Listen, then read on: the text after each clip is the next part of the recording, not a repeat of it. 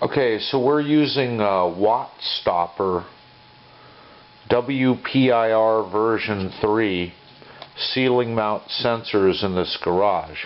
So typically they would mount on the ceiling and look out in this direction, and this part of the lens looks back. It looks back about 1.5 feet per 10 feet of height. And the coverage pattern is given in the instructions. Alright, coverage pattern problems. If we didn't have them, we wouldn't have anything to talk about. Making a crude dimensional drawing of the garage, I dimensioned it 1 centimeter per foot, and this is the position of the original occupancy sensor, number 1, and its orientation. This produced a hot spot outside the garage door that we didn't want. So this was repositioned like that. This now produced a hot spot in this area, but within the garage door, which seemed to be okay. A second sensor was mounted here and oriented thusly. This produced a hot spot outside the door here. Not good, so this was turned to produce a hot spot somewhere in this area.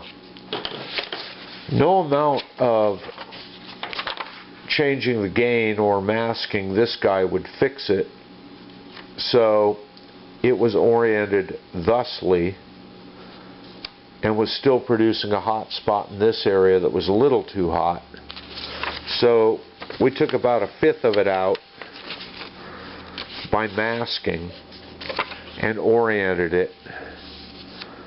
And now we seem to have really good coverage inside the garage, inside these areas, catching the door, all of those things. But we don't have anything to put a beam across the door. So based on the horizontal wall mounting of this, we produce another coverage beam. So we have to put a third sensor here. The question is, do I put it here and twist it, or do I put it here mounted horizontally on the wall? These coverage patterns are shown in the manufacturer's documentation, and this sensor is a little hotter than shown in their documentation. In fact, it's really hot off on one of these corners.